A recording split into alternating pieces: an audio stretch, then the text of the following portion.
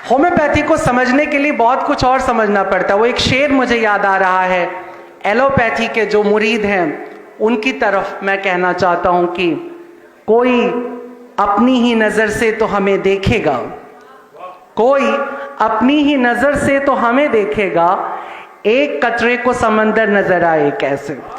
दरअसल होम्योपैथी एक समंदर है, एक बहुत बड़ा समंदर है।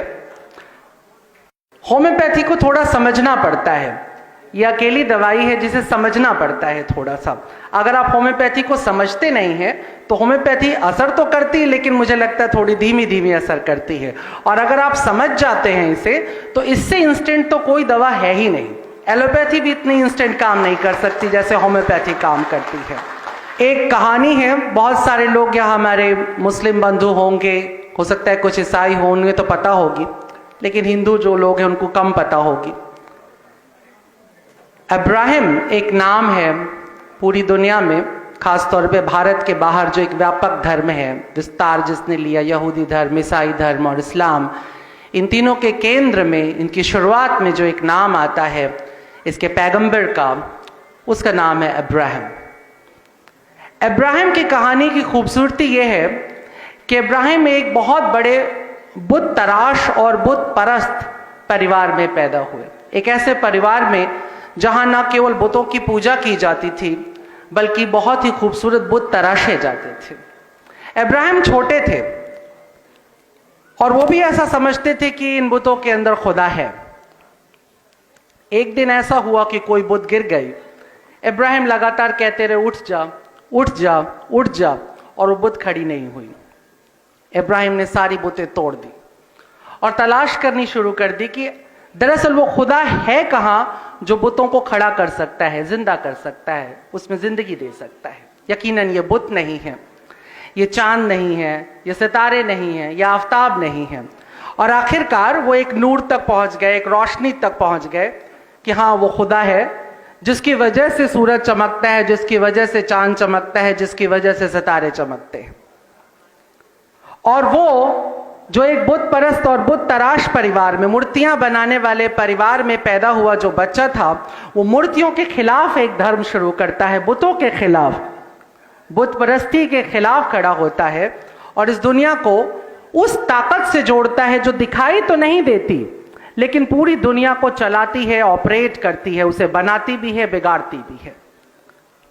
कुछ ऐसा ही हुआ एक और बच्चे के साथ जो पढ़ाई करता है एलोपैथी में, पढ़ करके आता है एलोपैथी और एक एलोपैथी का बड़ा डॉक्टर बनता है। लेकिन एक रोज मलेरिया का इलाज करते करते उसे ऐसा पता लगता है कि ये जो कुनैन की गोली जो मलेरिया में इस्तेमाल की जा रही है, अगर इसे हम बिना बीमार व्यक्ति जिसको मलेरिया नहीं हुआ, अगर उसे हम कुनैन खिला देते हैं तो उसके ना मलेरिया के लक्षण उभरने लगते हैं। उसने सोचा क्यों ना मैं इसे खा करके देखूं, और उसने अपने शरीर पर उसका प्रयोग शुरू किया। उसने कुछ दिन कुनैन खाई। वो जब कुनैन खाता तो उसे मलेरिया के लक्षण आने लगते, फिर उसको खाता और कुछ दिन बाद ठीक हो जाते। तो इस तरह धीरे धीरे धीरे धीरे उसने दूसरी दवाइयां भी जो एलोपैथी में इस्तेमाल होती थी बीमारियों में, उसका यूज अपने ऊपर करना शुरू किया। और एक दिन वो इस परिणाम पर आया कि हम जिस बीमारी से ग्रस्त होते, जिस कारण से हम बीमार पड़ते हैं, अगर उसी कारण को आपके शरीर में दोबारा ला दिया जाए एक सर्टेन पोटेंसी के साथ, ताकत के साथ, तो वही उस बीमारी को समाप्त कर देगा।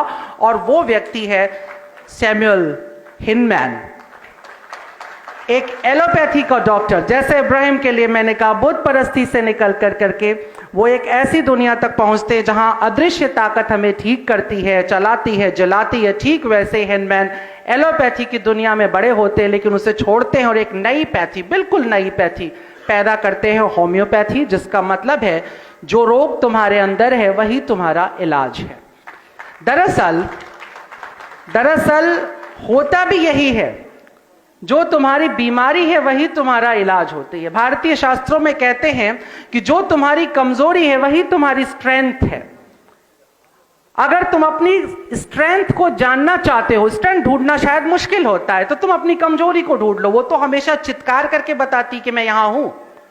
अगर तुम अपनी कमजोरी को खोज लेते हो तो तुम अपनी स्ट्रेंथ को, अपनी ताकत को खोज लेते हो।